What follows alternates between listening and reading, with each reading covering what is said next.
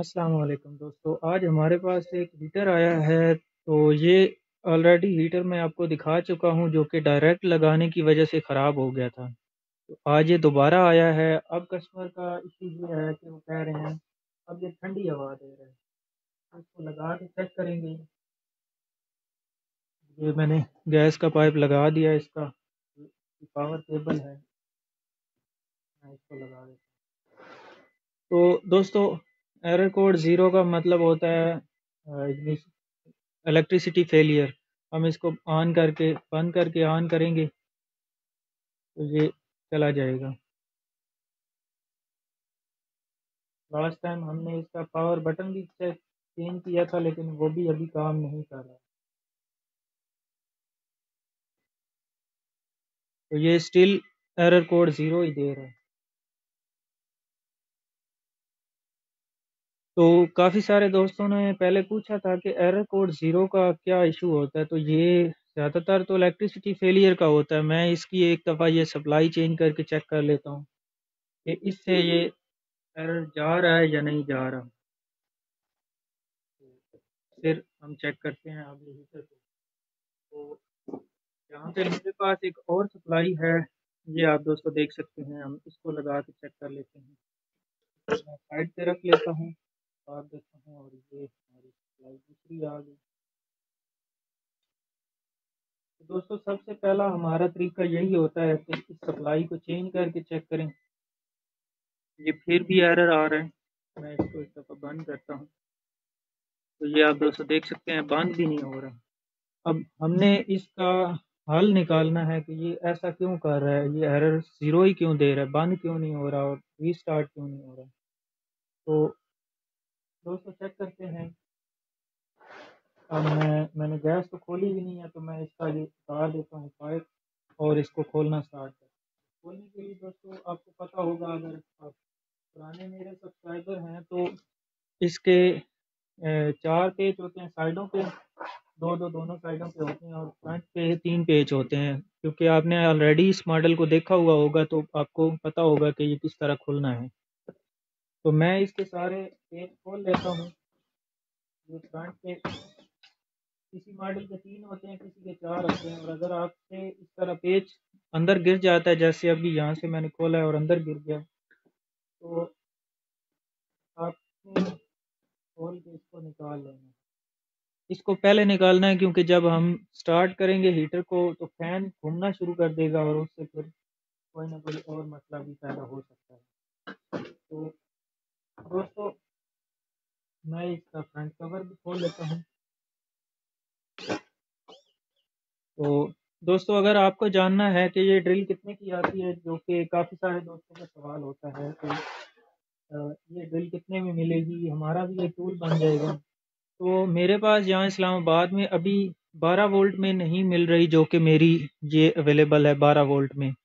अभी 16 या 17 वोल्ट में आई थिंक मिल रही है, और वो मिल रही है 10,000 में। ये मैंने 2-3 साल पहले ली थी, 10,000 में आई थिंक ली थी, या 11,000 में ली थी।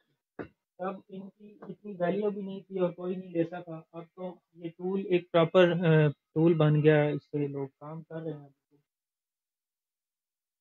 तो यहाँ पे दोस्तों अंदर आप देख सकते हैं ये जैक, इस पे वाइट तार नज़र आ रही है, लेकिन यहाँ पे मेन तो हमारे पास ब्लैक है। तो मे बी यहाँ पे भी मसला हो सकता है। तो अभी इसको अच्छी जाने देते हैं और चेक करते हैं मेन बोर्ड को निकाल के। क्योंकि लास्ट टाइम हमने इसको सही से चालू करके चेक करवा के तो कस्टमर को दिया है, और अब कस्टमर का गिला ये है कि ये ठंडी हवा दे रहा है, गर्म कर ही नहीं रहा। अफकोर्स जब एरर आ रहा है तो गर्म तो नहीं करेगा, वो ठंडी ही देगा। लेकिन ये चेक करना है कि एरर कोड ज़ीरो आ किस वजह से रहा है। तो यहाँ पे ये एक सेंसर है, ये इसका सेंसर है, चैम्बर का टेम्परेचर सेंसर है। ये भी खुला हुआ था। मैं एक दफ़ा सारे फिर से लगा के ऑन करता हूँ। मुझे इससे शक है कि यहीं पे इशू होगा। तो दोस्तों, अगर आपको भी किसी चीज़ पे शक होता है तो पहले उसको चेक कर लें। बजाय सारा खोलने के। तो मैं इतनी डिटेल में आप लोगों के लिए वीडियो इसलिए बनाता हूँ ताकि आप किसी मैकेनिक के पास जाएँगे तो वो आपसे थोड़ी-सी चीज़ के पैसे ज़्यादा ले लेगा। ऑफ़ कोर्स मैं खुद भी लेता हूँ। मैं एक हीटर को खोलने के आज मैं आपको बता देता हूँ कि मैं कितने लेता हूँ। तो मैं कम से कम ₹2000 ले लेता हूँ कस्टमर से, क्योंकि इनका काम थोड़ा-सा ट्रिकी होता है और मुश्किल भी होता है। हमें नहीं पता होता कि कौन-सा सेंसर है और कौन-सा स्विच है। तो इसलिए कस्टमर से पहले जब हम डील करते हैं तो पैसे थोड़े से ज़्यादा माँग लेते हैं, अगर इसमें कोई चीज़ डालनी पड़े या कोई ऐसा इशू हो तो हम उसको रिप्लेस या रिपेयर करके अपना काम चला सकें। तो मैं एक दफ़ा इसकी फ़ैन मोटर चेंज करके चेक कर लेता हूँ, ये बंद नहीं हो रहा। ये मेरी एक ट्रिक है, मुझे नहीं पता कि ये काम करेगी या नहीं करेगी, लेकिन मैं इसकी एक दफ़ा फ़ैन मोटर को दूसरा मेरे पास हीटर पड़ा हुआ है उसकी लगा के चेक कर लेता हूँ कि इससे ये फ़ैन इसका एरर कोड 0 जा रहा है या नहीं जा रहा है, तो मैं वो लेके आता हूँ। तो ये मेरे पास दोस्तों एक और हीटर है, लगभग उतना ही है, सेम ही मॉडल है। थोड़ा-सा मॉडल का फ़र्क है लेकिन वही सेम डिज़ाइन है इनका। मैं ऐसा करता हूँ, इसके कुछ सेंसर उधर लगा के चेक कर लेता हूँ। ये फैन मोटर का जैक आ गया और इसमें इसको निकाल के यहाँ से ऐसे रख लूँगा, क्योंकि फिक्स स्विच तो उसका है ना, तो वो तो ऑन रहेगा। अब मैं ये जैक इधर लगा लेता हूँ।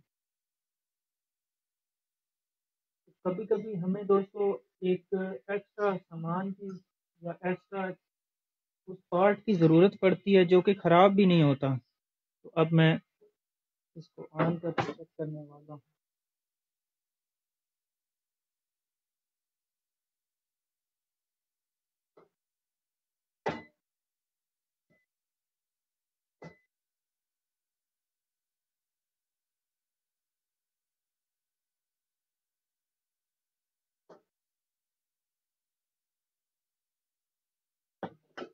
ये मुझे लगता है कि इसकी मोटर भी ख़राब है। तो जब मैं हाथ से भी घुमाता हूँ तो घूम नहीं रही। दोनों के बोर्ड भी सेम हैं, लेकिन तो सेम ही मसला है। कोर्स मेरी मोटर ख़राब है तो एरर कोड 62 आना चाहिए था, लेकिन नहीं आ रहा। मैं इसके अब सेंसर उधर लगा के चेक कर लेता हूँ। तो अब ये हमें ढूँढना है कि बोर्ड के अंदर मसला है या कोई सेंसर इसका जो है उसकी वजह से मसला आ रहा है। तो ये एक स्विच होता है, सबसे पहले मैं इसको लगा के चेक कर लेता हूँ।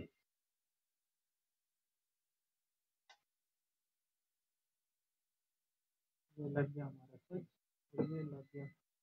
तब भी एरर आ रहा है, फैन मोटर भी चल रही है, तो निकाल देते हैं।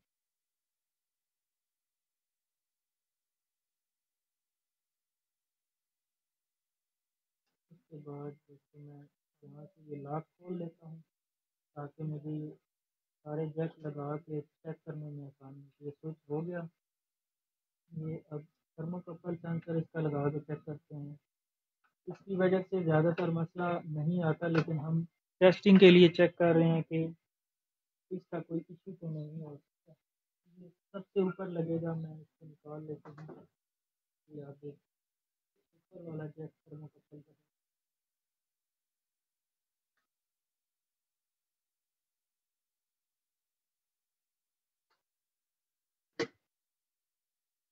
तो ये मैंने निकाल दिया है, अब मैं इसका जैक लगा देता हूँ। तो मैं इसको डैमेज नहीं करूँगा, तो हो सकता है बाद में हमें इसकी ज़रूरत पड़े। अब भी इशू आ रहा है। अब मैं इसका रूम टेम्परेचर का सेंसर जो है, सॉरी, मैं इसका पहले ये चैम्बर का जो सेंसर है इसको लगा के चेक कर लेता हूँ। अपना थर्मोकपल वापस लगा देता हूँ और ये टेम्परेचर सेंसर जो इसके चैम्बर का है इसकी क्लिप लगा लेता हूँ।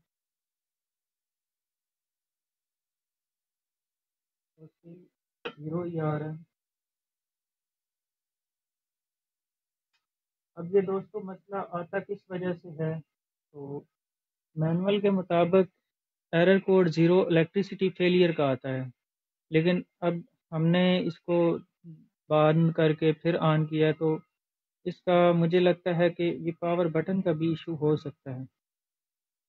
तो मैं इसको भी खोल लेता हूँ, चेक इसके अपने सारे सेंसर वगैरह लगा देता हूँ। और ये जो इसका पहले की तरह ही हम टेस्ट करेंगे डायरेक्ट करके। तो मैं इसको खोल लेता हूँ यहाँ पे।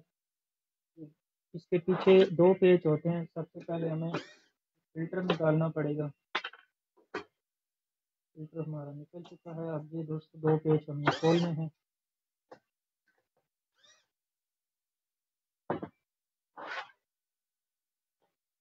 और ये हमारा यहाँ पे निकल आया। अब मैं इसका पहले जैक निकाल लेता हूँ, क्योंकि जब हम इस स्ट्रिप को थोड़ा सा खींचते हैं तो ये टूट जाती है, इसलिए जैक निकालना ज़रूरी है। तो कभी कभी ऐसा होता है कि हम लोग कस्टमर को बताते हैं कि आपके हीटर के अंदर इशू है, इसकी सर्विस होने वाली है, या इसमें ये एक और भी इशू है, तो कस्टमर उस चीज़ पे ध्यान ही नहीं देता। उस चक्कर में भी हीटर हमारा कस्टमर का दोबारा ख़राब हो जाता है। तो हमारा फ़र्ज़ बनता है कि अगर कोई हमारे पास आता है, उसको कम से कम ये ज़रूर बताया करें कि यहाँ पे एक और भी इशू है, अगर आप इसके लिए एग्री करते हैं, या कोई छोटा मोटा इशू है तो हम खुद ही निकाल दें, या फिर अगर कोई बड़ा इशू है जो कि बाद में नज़र आ सकता है, तो उसको हम सही से कस्टमर को बता दें कि ये इशू आपके हीटर के अंदर या आपके सामान के अंदर है, ये बाद में आपको मसला पेश करेगा, तो आप इसको पहले ठीक करवा लें। ये एरर कोड 0 आना शुरू हो गया। मैं इसकी ये दोनों पॉइंट्स को जोड़ लेता हूँ। ये आप दोस्तों देख सकते हैं, हीटर हमारा बंद हो गया है। इसका मतलब ये है कि ये पावर बटन फिर से ख़राब हो गया।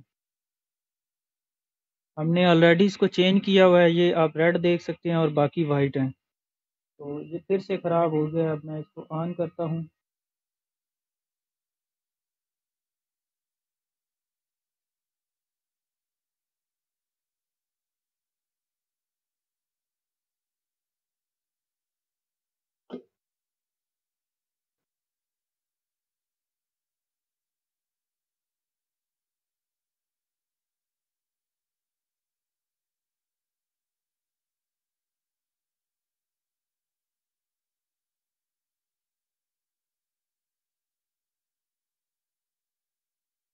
तो यहाँ पे इसके पीछे मुझे ना थोड़े से प्रिंट भी ख़राब नज़र आ रहे हैं। ये इस जगह पे, ये यहाँ से भी थोड़ा सा उतरा हुआ है, ये यहाँ से भी उतरा हुआ है। तो मैं इसको पहले टांके लगा लेता हूँ, हो सकता है ये बटन पहले ही ठीक हो। जी तो दोस्तों, मैंने जो इसके अंदर मसला ढूंढा है वो बटन का ही था, लेकिन बटन का ऐसे मसला था कि मैं ये वाला पॉइंट समझ रहा था, लेकिन यहाँ पे आप दोस्तों देख सकते हैं, ये अगर आपको सही से नज़र आ रहा है तो ये वाला पॉइंट जो है ये भी सही नहीं लगा हुआ। इसका भी यहाँ से प्रिंट टूट गया हुआ है। तो इसको भी हम जंपर कर देते हैं और दूसरे को भी जंपर कर देते हैं, ताकि बाद में कोई भी इशू ना आए कस्टमर को। तो मैं इसको ऑलरेडी ठीक कर चुका हूँ।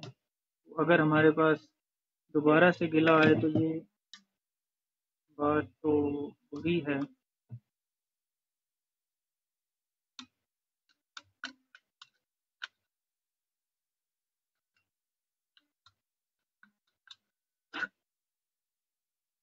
मसला यहाँ पे असल में ये है, जो हमने बटन लगाया था इसका, वो इसका ओरिजिनल नहीं था, और ना ही इसकी उस ओरिजिनल फिटिंग के लिए बना हुआ था। इसका अपना 2 पिन वाला बटन था, जबकि हमने यहाँ पे 4 पिन वाला बटन लगाया था, और उसकी 2 तारें हमने तोड़ दी, जिसकी वजह से ये मसला यहाँ पे आ रहा है। अब मैं यहाँ पे एक बारीक सी वायर ढूंढ के लाता हूँ जिससे इसको दोबारा से कनेक्ट किया जा सके। ये मेरे पास एक वायर है, ये टिंटेड कॉपर है, इसलिए हमें रीसोल्ड करने की भी ज़रूरत नहीं पड़ेगी। इससे मैं ये एक एक वायर निकाल रहा हूँ, ये अगर आपको नज़र आ रही हो तो इस एक वायर को यहाँ पे पहले मैं एक साइड पे सोल्डर कर लेता हूँ और दूसरे पॉइंट पे सोल्डर कर लेता हूँ, और साथ में इसको भी मैं दूसरे पॉइंट को भी ठीक कर देता हूँ ताकि बाद में कभी भी कोई इशू ना आए। दोस्तों, अगर आपका भी एरर कोड 0 आ रहा है तो आप भी इस तरह से ठीक कर सकते हैं। हो सकता है कि आपके हीटर के अंदर भी सेम इशू हो, लेकिन ये ज़रूरी नहीं है कि सेम ही इशू हो, कोई और भी इशू हो सकता है, तो उसके लिए आपको खुद से ढूंढना पड़ेगा। मैं जो इशू बताता रहता हूँ मैं वो वाले इशू बताता हूँ जो हमारे पास यहाँ पे आते हैं, लेकिन अगर आपके पास वो वाला इशू ना हुआ तो फिर आपका काम मेरी वीडियो से नहीं होगा, लेकिन आपको कुछ ना कुछ आइडिया ज़रूर मिल जाएगा कि यहाँ पे इशू हो सकता है, चलें यहाँ से चेक कर लेते हैं। तो कभी कभी ऐसा होता है कि आप जो वीडियो देखते हैं आपका भी सेम वही इशू होता है। ये मैंने इसको जंपर कर दिया है, अब मैं सिरे को यहाँ से काट देता हूँ। क्योंकि ये टिंटेड कॉपर है तो इसको हमने रीसोल्ड करना भी ज़रूरी नहीं है हमारे लिए, हमें बस यहाँ से लगानी है, यहाँ पे ऊपर रख के।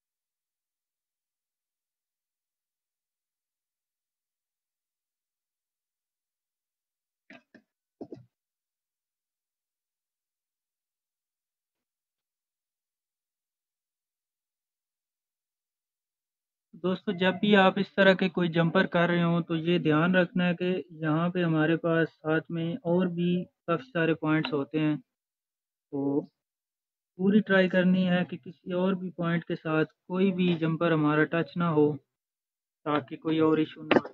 मैं इसको एक दफ़ा पेट्रोल मार के, ब्रश मार के साफ सफाई कर लेता हूँ।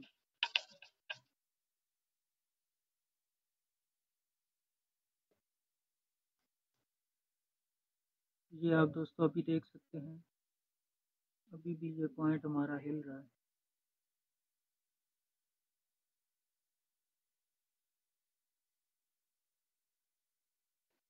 तो ये बटन भी आप देख सकते हैं इसमें से हिल रहा है, क्योंकि ये इसका ओरिजिनल बटन नहीं है, तो ये ऐसे हिलना नॉर्मल है।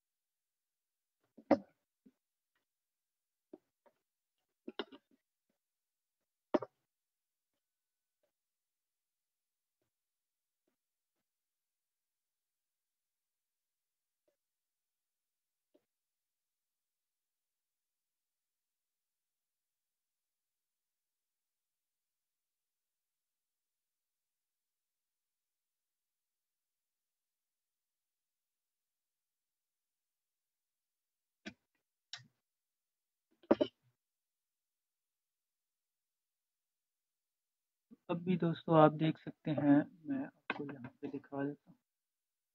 ये बटन अब भी हिल रहा है, लेकिन थोड़ा हिल रहा है। तो अब हम इसकी ये स्ट्रिप जो है इसको भी लगा के, ये स्ट्रिप दोस्तों आपने, अगर आप भूल गए हैं कि कैसे लगानी है, इसकी ऊपर वाली कौन सी साइड है और नीचे वाली कौन सी साइड है, तो उसके लिए आपको ये जैक के अंदर देखना पड़ेगा। ये यहाँ पे, ये जिस साइड पे ये पिन बनी हुई है, उसी साइड पे ये ऊपर वाले इसके जो टीथ हैं, पिन हैं, उनको उसी साइड पे करना है। ऐसे इस तरह से आपने लगा देनी बिल्कुल स्मूथ तरीके से। अब हम इसको दोबारा से लगा के टेस्ट करते हैं। और ये हमारा हीटर है, और हम दोबारा से टेस्ट कर लेते हैं। अब दोस्तों इसकी इलेक्ट्रिसिटी ऑलरेडी लगी हुई है, मैं इसको ऑन करता हूँ। ये आप दोस्तों देख सकते हैं, हीटर ऑन हो चुका है। 9 नंबर टेम्परेचर बता रहा है। ये आप देख सकते हैं 9 टेम्परेचर बता रहा है। और ये 32 जो है, एरर इसका आ रहा है जी। ये ये एक सेंसर निकला हुआ है। अगर आपका भी इस तरह से निकला हुआ है तो आप निकाल पकड़ के दोबारा लगा दें। इसका कोई इतना इशू नहीं बनता बोर्ड के अंदर। ये आप ऑन करेंगे तो फिर से चल जाएगा। ये आप दोस्तों देख सकते हैं 9 नंबर टेम्परेचर। तो ये इस्लामाबाद में वैसे भी टेम्परेचर कम होता है, इस वजह से आपको ये कम ही नज़र आएगा। अगर आपको ऐसा कुछ लग रहा है कि मसला है, तो इसमें कोई मसला नहीं है। यहाँ पे टेम्परेचर इतना कम होता है। तो ये अभी दिन के मेरी घड़ी में टाइम ख़राब है, तो मैं फ़ोन से ही देख लेता हूँ। अभी 11:30 बज।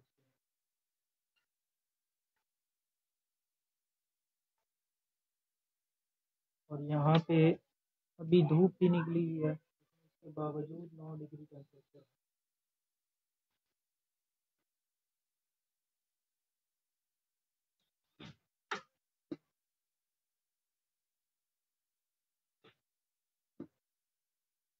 अगर दोस्तों आपका कोई इतना सारा छोटा मोटा काम होता है, तो उसके हम इतने ज़्यादा चार्जेस नहीं लेते, जो कि मैंने ऑलरेडी आपको 2000 रुपये बताए थे मीटर को खोलने के।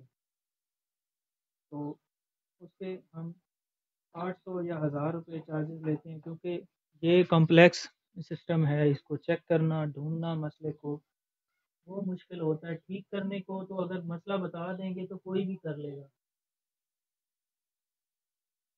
तो मैं इसको बंद कर लेता हूँ। तो अभी इस हीटर के ऑलरेडी मैं कस्टमर से पैसे ले चुका हूँ। तो ये आप दोस्तों देख सकते हैं, मैं आपको दोबारा दिखा रहा हूँ। ये फिर से एरर 00 पे आ गया। अब मैं इसको बंद करता हूँ, तो ये बंद हो रहा है। ये फिर टेम्परेचर बता रहा है 9। अब मैं इसको गैस लगा लेता हूँ, क्योंकि हमें इसको पूरा प्रॉपर चेक करना ज़रूरी है। मैं आपको दोस्तों, आपने नोटिस किया होगा कि इसकी बैक नहीं दिखा रहा, क्योंकि बैक पे कस्टमर का डिटेल लिखी हुई है, जो कि मैं आपको नहीं दिखा सकता। उनका नंबर और नाम लिखा हुआ है, तो वो वीडियो में नहीं दिखा सकता मैं। ये आप दोस्तों देख सकते हैं, यहाँ पे ये लाइट चल गई है, क्योंकि मैं अभी यहाँ पे सिलेंडर इस्तेमाल कर रहा हूँ और ये सादे गैस के लिए है। तो ये यहाँ पे आपको ये रोशनी ब्लिंक करती हुई नज़र आ रही होगी, जो कि ओवर गैस की वजह से आ रही है। तो अभी थोड़ी देर में ये एरर कोड 14 दे देगा, क्योंकि ये ये चैम्बर अभी भी गर्म हो रहा है, बहुत ज़्यादा गर्म हो रहा है। अगर दोस्तों आप आधी गैस पे चलाना चाहते हैं, तो आपने कुछ ये इस तरह का सिलेंडर रखना है, जो कि मैं टेस्टिंग के लिए इस्तेमाल करता हूँ। अब मैं क्या करता हूँ कि, सॉरी, यहाँ पे मैंने ज़्यादा ही नज़दीक रख दिया है। अब मैं क्या करता हूँ कि हीटर को गैस लगाता हूँ, इसको पहले यहाँ से फुल खोल लेता हूँ, मतलब फुल 1 या 2 चूड़ियाँ खोल लेता हूँ, जिससे आपको इस तरह से गैस नज़र आती है। और फिर मैं इसको बंद करना शुरू कर देता हूँ ऐसे। और मैं तब तक बंद करता रहता हूँ जब तक हमें इसकी गैस की ओवर होने की आवाज़ सुनना बंद ना हो जाए। आप इस तरह के सिलेंडर पे भी चला सकते हैं। अब ये 12 इसलिए दे रहा है, मैं आपको दोबारा दिखा देता हूँ। थोड़ा सा सिलेंडर साइड पे कर लेता हूँ ताकि हादसा ना हो। अब ये 12 कोड इसलिए दे रहा है क्योंकि मैंने गैस आहिस्ता करते करते बिल्कुल ही बंद कर दिया। हम इसको बंद कर लेते हैं। तो ये दोबारा से चालू हो चुका है। अब मैंने इसकी थोड़ी सी गैस खोली है जिससे ये रनिंग में आ गया, लेकिन अभी हवा इसकी उतनी गर्म नहीं है। तो क्योंकि यहाँ पे हमारे शॉप के अंदर टेम्परेचर कम है तो ये 9 ही दिखाता रहेगा आपको, क्योंकि ये शॉप बड़ी है और उसको गर्म करने के लिए फिर यहाँ पे टाइम चाहिए।